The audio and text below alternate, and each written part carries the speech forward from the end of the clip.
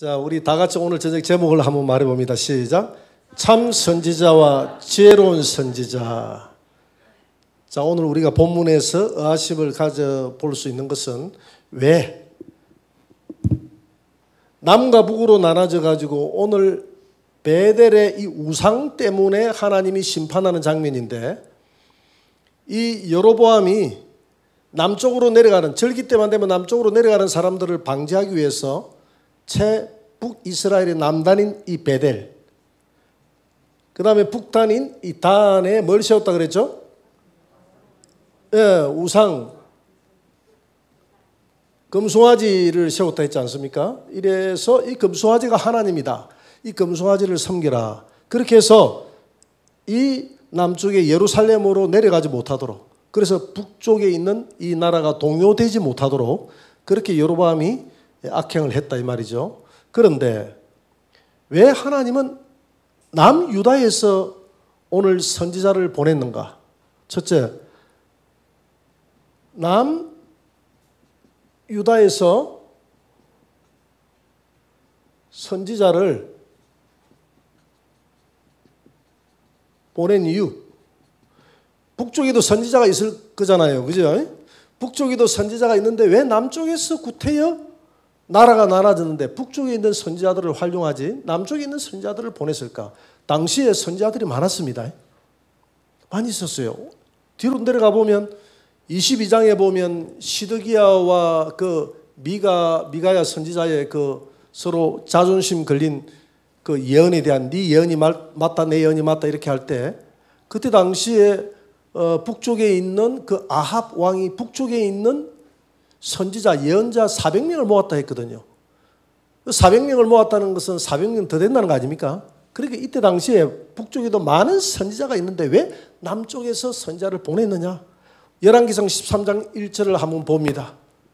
같이 한번 읽어봅니다. 보라, 그때에 하나님의 사람이 여호와의 말씀으로 말미암아 유다에서부터 베델에 이르니 마침 여로보암이 제단 곁에 서서 분향하는지라. 왜 북쪽에 있는 선지자를 활용하지 않고 유다에서부터 선지자가 베델에 이르러서 그 심판을 예고하도록 했느냐 이 말입니다. 왜 그랬다고 생각했어요, 여러분들은? 예? 당시에 보세요. 당시에 단에도 금송아지를 세우고 베델에도 금송아지를 세우고 이렇게 온 백성으로 하여금 죄를 짓게 할 때에 북쪽에 있는 이 선지자들이 참 선지자들이라면 하나님의 음성이 비록 내게 계시의 영으로 임하지 않는다 한다 할지라도 가가지고 왕이여 그렇게 하면 아니 되나이다라고 말을 해야 됩니까? 안 해야 됩니까? 당연히 해야 되죠. 그런데 북쪽에 있는 선지자들은 침묵했습니다. 혹시 왕 앞에 찍혀서 목이라도 날아갈까 봐서 침묵했습니다. 하나님은 이런 모습을 보고 북쪽에 있는 선지자들을 사용하지 않습니다. 이해가 되죠? 그래서 남쪽에 있는 이 선지자를 끌어올림으로 인해서 북쪽에 있는 선지자들로 하여금 부끄럽게 만드는 거예요. 부끄럽게 만드는 겁니다. 이사야 56장 10절을 한번 보세요. 이사야 56장 10절을 보면 이스라엘의 파수꾼들은 맹인이요 다 무지하며 벙어리 개들이라, 이렇게 벙어리 개다 했는데, 여러분 목장에 이 개들을 밖에 풀어놔요, 매어놔요. 개들을 매놓는 이유는 양을 잡아먹기 위해서 일이나 이런 뭐 사자떼나 이런 것들이 와가지고 양을 도둑질을 하려고 할 때 이 개들이 멍멍하고 짖어가지고 도둑질을 못하고 이 목장을 지키라고 개들을 집에서 이렇게 개만 먹여가면서 이렇게 지키게 한다 이 말입니다. 그런데 이 개들이 짖지 않는다고 하면 어떻게 되겠어요? 직무유기 아닙니까? 안 그러세요? 그래, 그 비교하는 거예요. 이스라엘의 파수꾼들은, 즉 파수꾼이 누굽니까? 선지자들이죠. 선지자. 또 조금 지나가면 넓은 의미에서는 제사장, 또 왕까지 다 지도급에 있는 사람들. 맹인이요 다 무지하여 벙어리 개다. 벙어리 개다. 짖지 못하는 개다. 짖지 못하면 다 꿈꾸는 자들이요 누워있는 자들이요 잠자기를 좋아하는 자. 태만하고 11절 한번 보세요. 이 개들은 이 개다 하나고 이 개들이라고 했어요. 그러니까 이 개들은 선지자들이나 또 제사장들이나 주로 종교 지도자들을 이야기하는 것이죠. 왕이나. 탐욕이 심하여 족한 줄을 알지 못하는 자들이요 그들은 몰직한 목자들이라. 목자들이라 하는 거 보니까 영적 지도자들이라 하는 것을 알 수가 있죠. 제 길로 가며 사람마다 자기 이익만 추구하며 12절 오라 내가 포도주를 가져오리라. 우리가 독주를 잔뜩 마시자. 내일도 오늘같이 크게 넘치리라. 그러니까 지금 자기 쾌락, 자기 즐거움을 위해서 살아갔지 하나님 앞에 주어진 이 내 백성들을 지키는 이 목자의 사명, 내 목양들이 지금 다 잡아먹히게 돼 있는데 이걸 침묵하는 그들의 죄를 두고 개들이다, 벙어리 개다 이렇게 이야기합니다. 오늘 이 시대도 마찬가지입니다. 오늘 이 시대에 하나님의 종들은, 하나님의 백성들은 정치를 하자는 게 아니라 왕이, 대통령이나 정치권에서 하나님을 대적하는 법안을 만들어내고 잘못된 법안을 만들어내고 하나님을 대적하는 법안을 만들어낼 때 거기에 대해서 짖어줘야 되는 거예요. 그건 옳지 못하다고. 그렇게 하면 이 나라 망한다고. 그렇게 하지 않으면 뭐 하느냐는 것이죠. 그렇게 짖으려고 하니까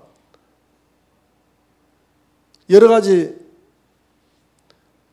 주변을 돌아보니까 눈치도 보이고 여러 가지 이 목양에 좀 문제도 생길 것 같고 분란도 일어날 것 같고 그래서 하나님의 말씀을 제대로 외치지 못하는 거예요. 그걸 지금 두고 하는 얘기입니다. 지금 북이스라엘에 있는 이 선지자들이 이런 잘못된 이 왕이 지금 정사를 잘못하고 있잖아요. 왕이 우상을 만들어내고 하나님을 대적하는 지금 법을 만들어 제정해가지고 이게 하나님이다라고 하잖아요. 이렇게 할 때 침묵해버린다 이 말입니다. 하나님은 이 죄를 용서하지 않는 거예요. 그러니까 침묵하는 죄가 무지막지하게 큰 죄라는 것을 알아야 됩니다. 오늘 이 시대도 똑같죠, 그죠? 오늘 이 시대 똑같지 않습니까? 그래도 우리는 좀 많이 짖었잖아요. 하나도 내가 안 짖었다면 이 설교할 때 많이 찔림이 있었을 텐데 그래도 조금 찔림이 있는 것은 사실인데 찔림이 없다고 하면 교만이죠. 늘 이런 말씀을 보면 자기를 돌아보게 되고 내가 하나님 앞에 죄인이고 부족한 내 모습을 돌아보게 되죠. 이런 모습을 보면 더 내가 불의한 것을 쳐다보면 짖어야 되겠다. 잘못된 것은 잘못됐다고 이야기를 하는 것이 맞다. 이런 생각을 하게 되는 것이죠. 그래서 북이스라엘이 짓지 아니하는 선지자들의 사명을 감당하지 못하는 그들의 죄를 하나님은 용납하지 않는다 말이에요. 그래서 남쪽에 있는 이 선지자를 들어서 북쪽에 있는 이 베델의 이 우상 숭배자 앞에 가가지고 이렇게 잘못됐습니다라고 할 수 있도록 이렇게 선지자를 남유다에서 선지자를 빼올렸다 이 말이죠. 그런데 문제는 남유다에서 이 선지자가 와가지고 이런 행동을 했다라는 이야기를 북쪽에 있는 한 늙은 선지자가 이 이야기를 들었어요. 이 이야기를 들으니까 뭐가 조금 상합니까? 자존심이. 예, 여러분들 어떻게 그렇게 잘 아세요? 두 번째, 북이스라엘 선지자의 자존심과 수치감. 당연하잖아요. 아니 이런 일이 뭐야 도대체 저 사람 어디에서 왔어? 그런데 이 늙은 선지자의 아들들이 있었는데 오늘 11절 한번 보세요. 11절 다 같이 베델에 한 늙은 선지자가 살더니 그의 아들들이 와서 이날에 하나님의 사람이 베델에서 행한 모든 일을 그에게 말하고 또 그가 왕에게 하신 말씀도 그들이 그의 아버지에게 말한지라.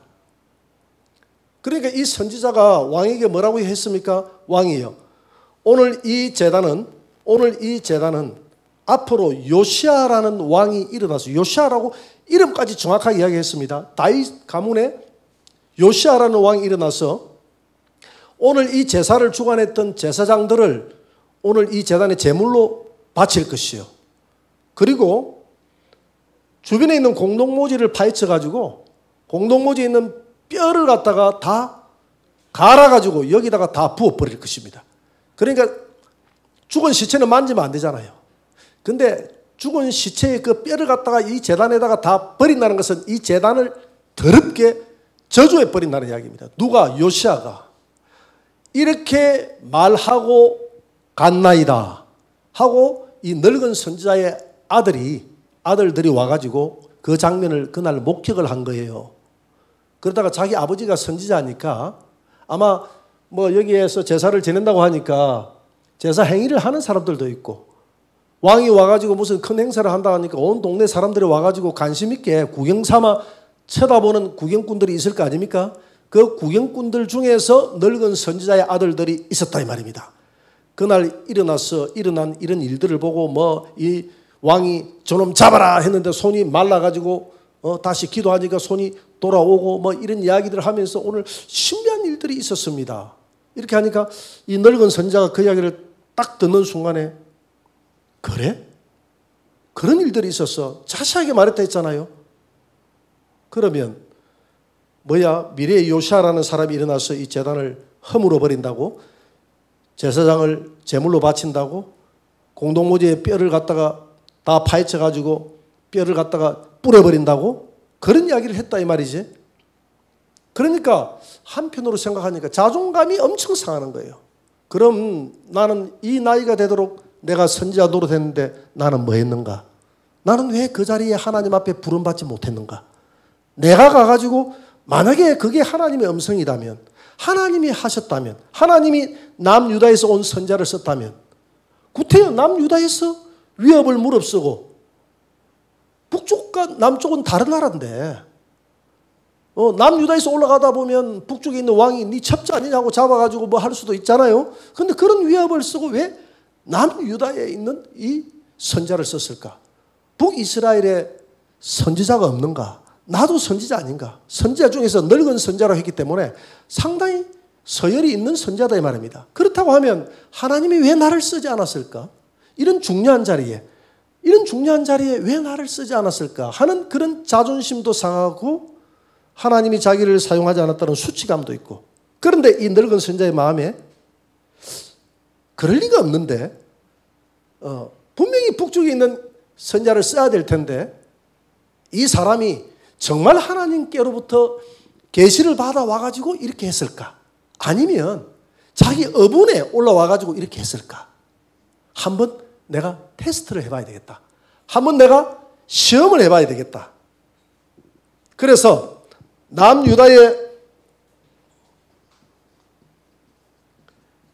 유다의 선지자를 시험해보는 늙은 선지자. 저게 정말 하나님께로부터 나온 음성인지 자기로서는 알 수가 없다 이 말입니다.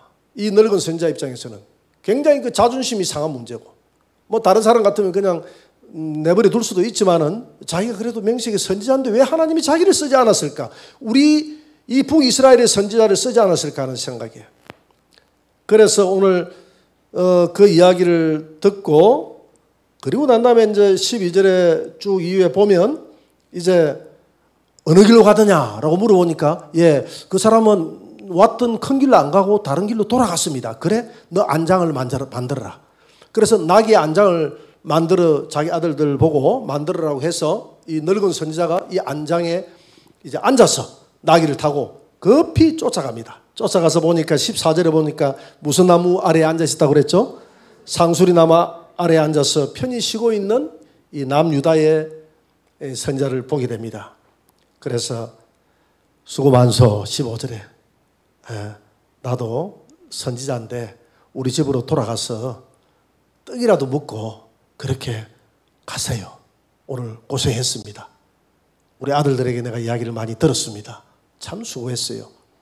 그렇게 했더니 이분이 하는 말이 16절에 나는 돌아가지 못하겠어. 왜? 하나님이 절대 여기에서는 왔던 길로도 가지 말고 빨리 도망을 가되 떡도 먹지 말고 물도 마시지 말고 이곳을 떠나라고 했어. 그렇게 이야기를 합니다.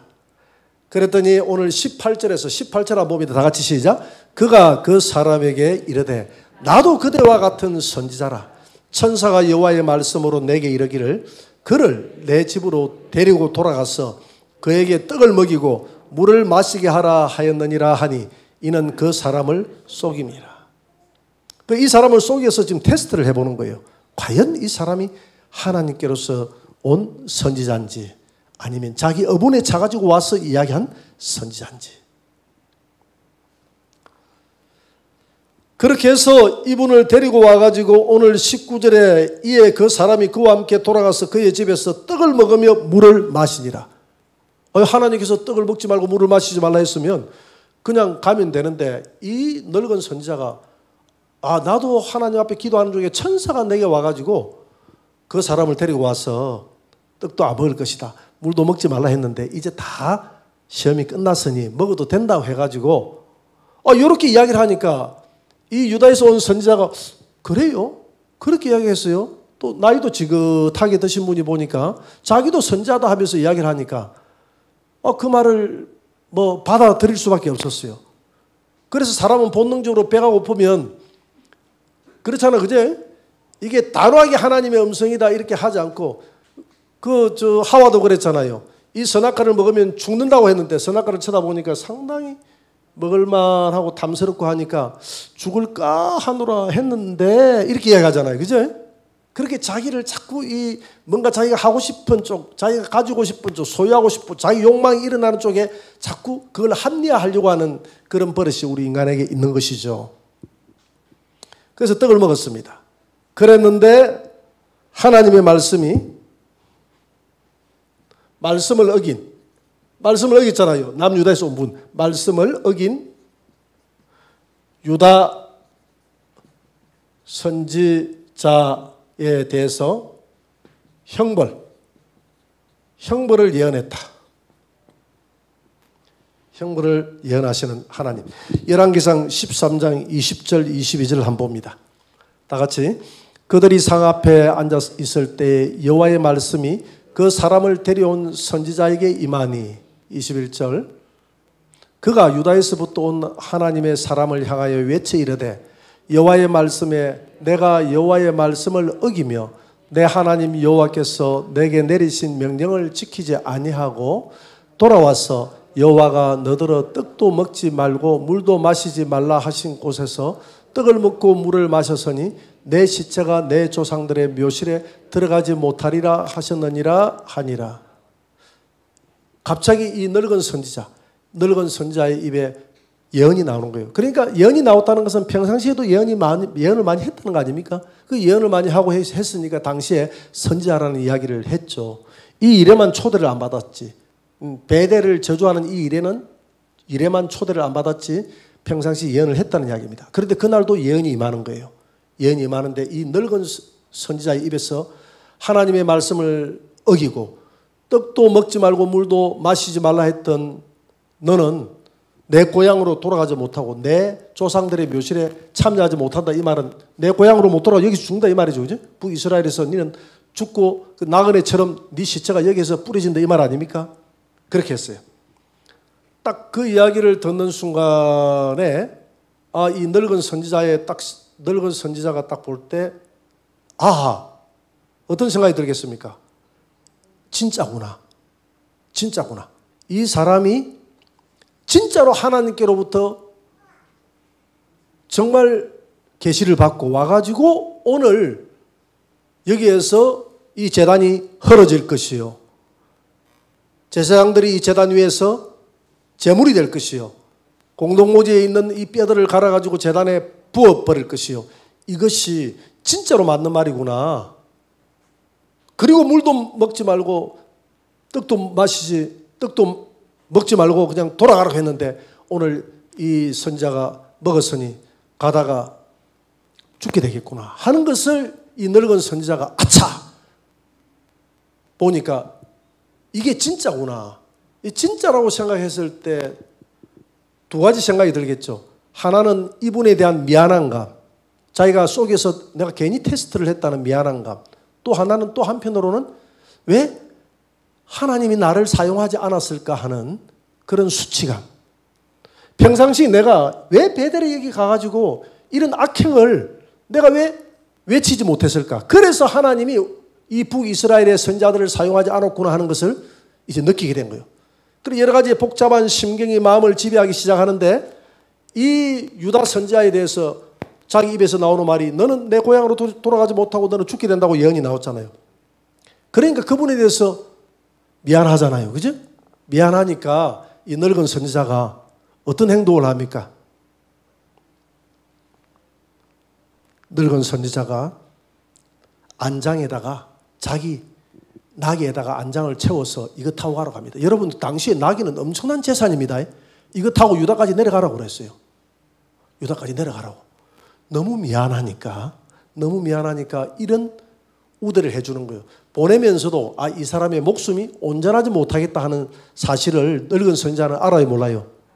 아니까 지금 집안에 이 나귀가 한 마리는 그때 당시는 엄청난 재산입니다. 이걸 그냥 그분을 예우하는 차원에서 내가 이분을 하나님 앞에 죽게 했으니 예우하는 차원에서 태워서 보내는 것입니다.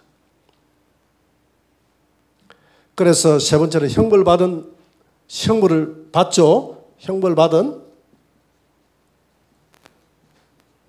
남유다 선지자. 열왕기상 13장 23절 28절 한번 봅니다.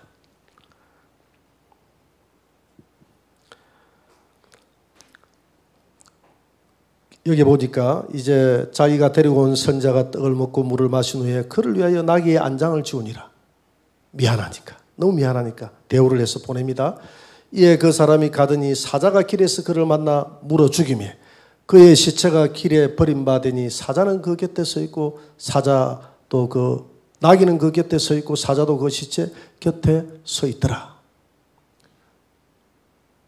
지나가는 사람들이 길에 버린 시체와 그 시체 곁에 쓴 사자를 보고 그 늙은 선자가 사는 성읍에 가서 뭐라고 이야기하느냐 하면 26절에 보니까 그 사람을 길에서 데리고 돌아간 선지자가 듣고 말하되 이는 여호와의 말씀을 어긴 하나님의 사람이로다. 여호와께서 그에게 하신 말씀과 같이 여호와께서 그를 사자에게 넘기시매 사자가 그를 찢어 죽였도다. 이 선지자가 이걸 이제 알은 거예요. 선지자니까 감으로 알은 거예요. 그러면서 이 세 번째로 남유다에서 온 선지자가 참 선지자라는 것을 선지자 물론 속아서 돌아오긴 했지만은 참 선지자라는 것을 참 선지자임을 인정하는 늙은 선지자, 베델의 늙은 선지자 참 인정해 줍니다. 그분은 진짜로 하나님께 계시를 받아서 올라왔구나. 그가 한 말이 하나도 틀림없이 다 이루어지겠구나. 그래서 오늘 본문에 보니까 이 늙은 선지자는 자신의 옹졸한 자존심으로 이 유다 선지자를 죽였다.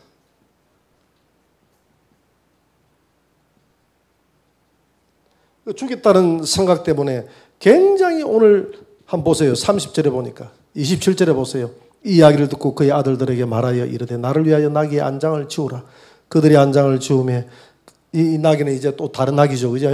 지우매 28절에 그가 가서 본적 그의 시체가 길에 버림받았고 나귀와 사자는 그의 시체 곁에 서 있는데 사자가 시체를 먹지도 아니하였고 나귀를 찢지도 아니하였더라. 늙은 선지자가 하나님의 사람의 시체를 들어 나귀에 실어 가지고 돌아와 자기 성읍으로 돌아가서 슬피 울며 장사하더라.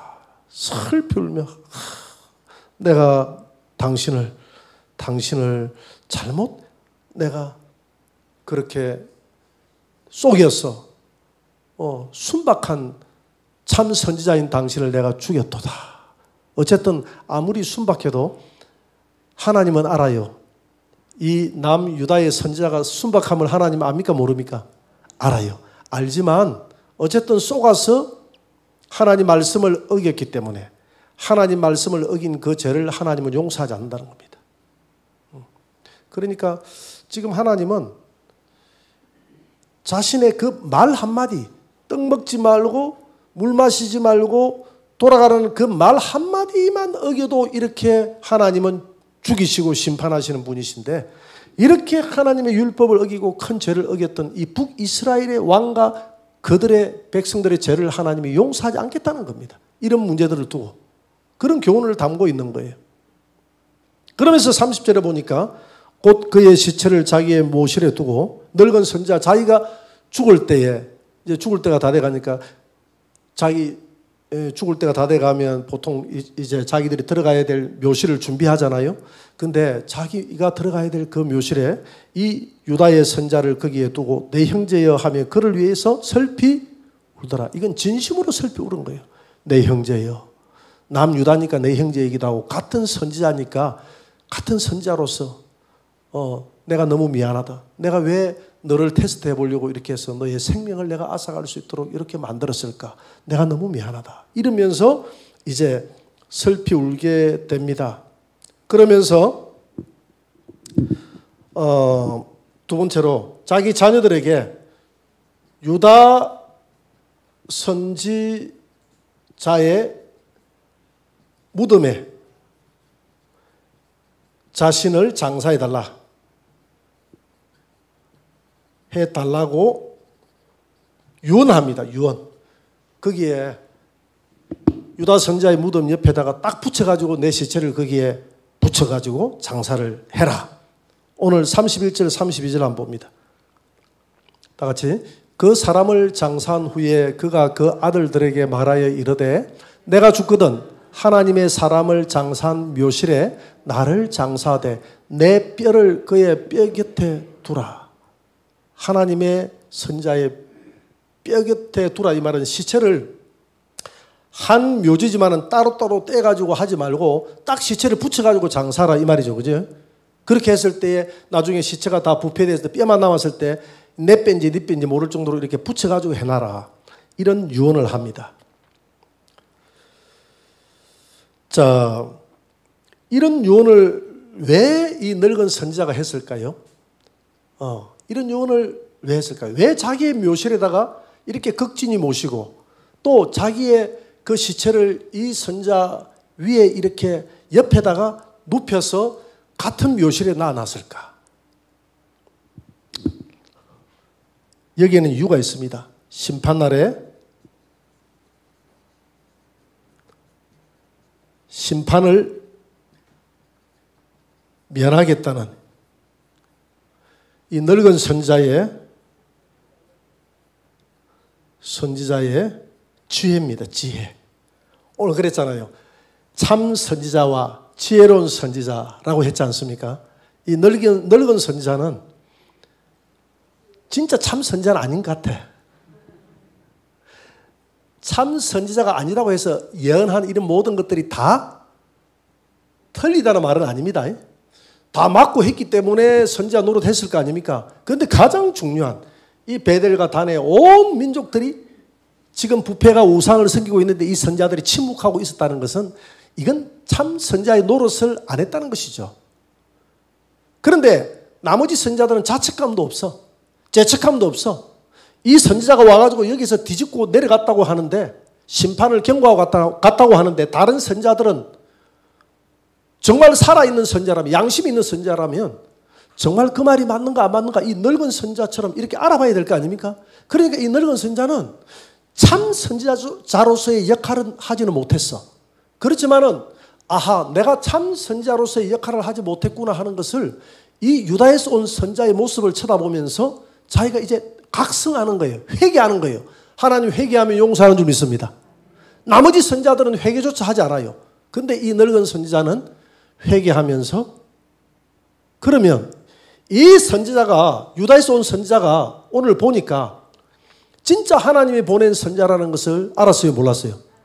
알았다고 하면 이 유다에서 온 선지자가 한 말도 장차 이루어진다는 말입니까? 안 이루어진다는 말입니까? 이루어진다는 말이죠. 근데 뭐라고 이야기했어요?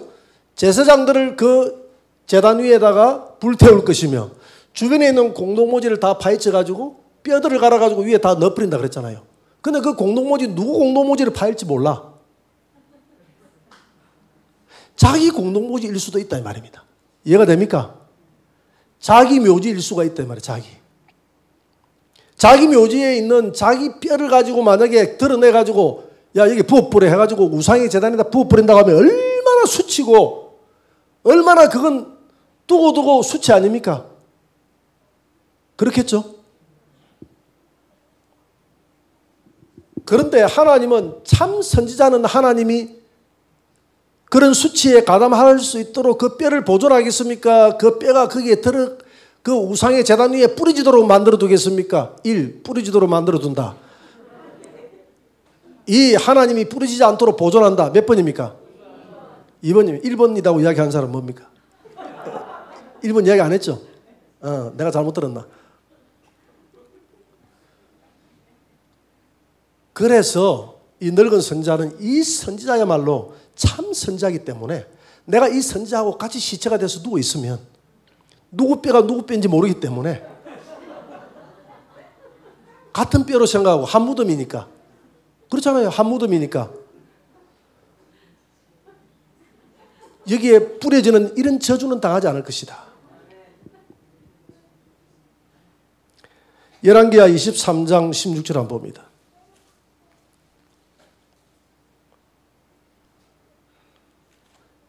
열왕기하 23장 16절. 자, 드디어 이제 요시아 왕 때입니다. 한번 봅시다. 요시아 왕 때 이런 일이 일어난다 했잖아요. 요시아 왕이 어떻게 하는지 한번 봅시다. 이 300년 뒤거든요. 이스라엘의 16대 왕 때입니다. 300년 뒤에 어떤 일이 일어나는지 한번 봅시다. 요시아가 몸을 돌이켜 산에 있는 무덤들을 보고 보내요. 이제 15절에 보니까 막 이제 지금 제단을 다 헐어버렸습니다. 제사장들을 그 불태워버렸습니다. 그는 앞에 지나갔고요. 지나갔고 이제 그리고 난 다음에 제사장 불태웠죠. 지금 예언들이 이루어졌잖아요. 그리고 난 다음에 이제 공동모지에 있는 그 뼈들을 다 추스려가지고 드러내가지고 뼈를 가지고 갈아가지고 다 엎어버린다 그랬잖아요. 근데 요시아 왕이 어떻게 하는지 보자 이 말입니다. 요시아가 몸을 돌이켜 산에 있는 무덤들을 보고 무덤들을 쭉 공동모지 무덤들을 보고 이 다 파네 이 지금 하는 거예요. 근데 그 무덤에서 해골을 가져가가지고 보스 그대로 하잖아요. 왜 그렇게 했냐면 여기에 있는 사람들이 다 우상숭배에 동참한 사람들이에요. 어느 무덤을 파가지고 그냥 파헤쳐나 그들은 할 말이 없는 거예요. 안 그래요? 가져다가 제단 위에 불살라 그 제단을 더럽게 한다 그러죠. 이 일을 하나님의 사람이 전하였더니 그 전한 여호와의 말씀대로 300년 뒤에 되었더라. 할렐루야. 하나님의 말씀은 예언한 그대로 된다는 것을 믿으시기 바랍니다. 우리가 요한계시록을 배웠는데 요한계시록 미래의 주님이 이 땅에 오셔서 이 땅의 음녀 교회들을 심판하고 하는 이런 모든 일들도 미래에 그대로 되어질 줄 믿으시기 바랍니다.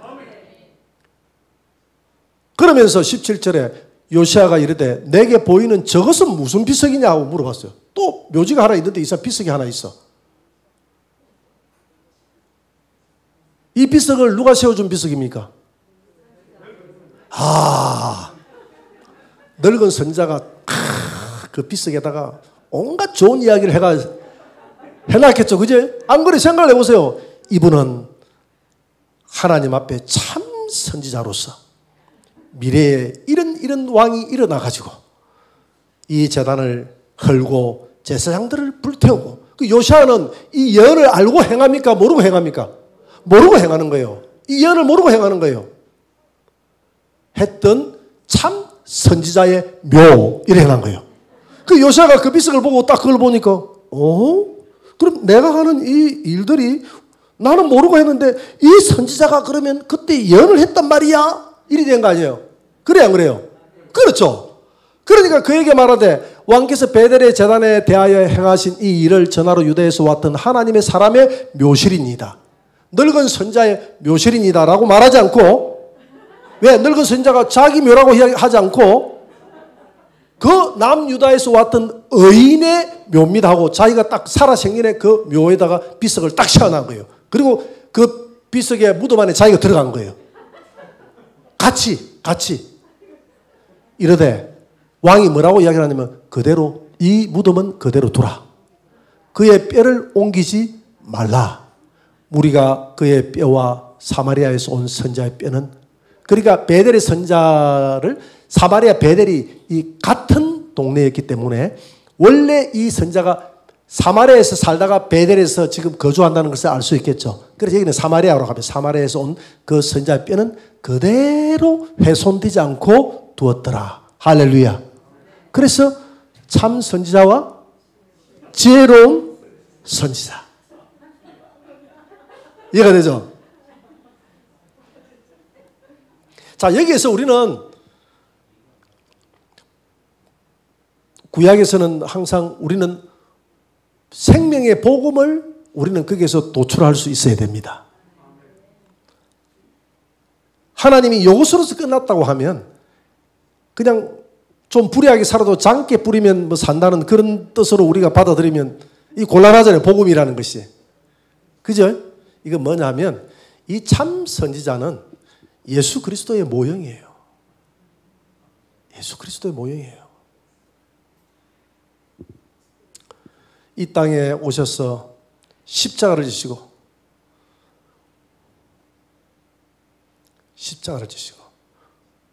여러분 아담이 이번 주 하겠지만 하와한테 선악과를 먹을 때 정말 쏘가서 그거 먹고 싶어서 먹었을까요? 그냥 하와가 죽게 됐으니까 같이 먹어주고 같이 죽었을까요? 자, 1번 정말 그것이 하와가 들고 왔을 때 쳐다보니까 너무 먹고 싶어서 같이 먹었다. 1번. 근데 하와가 딱 먹고 난 다음에 자기도 먹어 하니까 진짜 하와를 위해서 어리상 먹어줬다. 2번.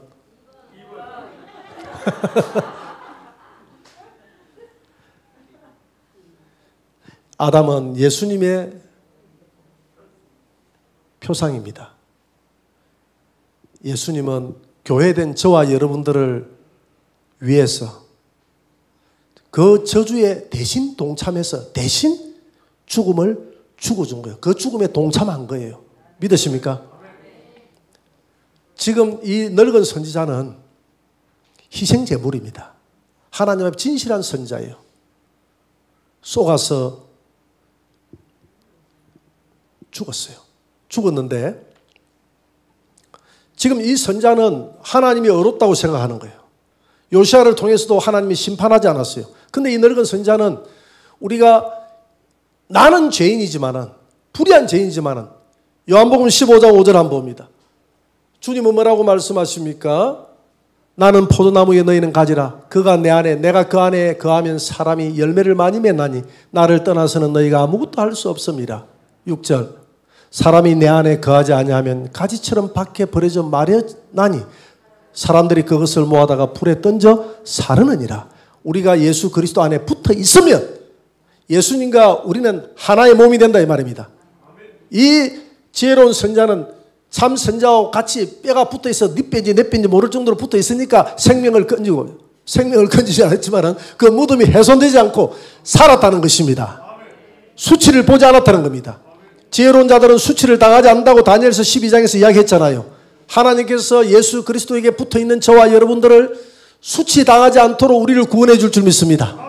왜? 예수님이 대신 수치를 당했기 때문에 우리가 예수님에게 딱 붙어있으면 예수님의 부활이 내 부활이요 예수님의 생명이 내 생명이요 예수님의 그 의가 나에게 전가되어져서 나는 비록 불의한 선지자지만 불의한 자였지만 예수님의 의가 내게 전가될 때 나는 하나님 앞에 의로운 자가 되어져서 심판을 면하게 된다는 것입니다.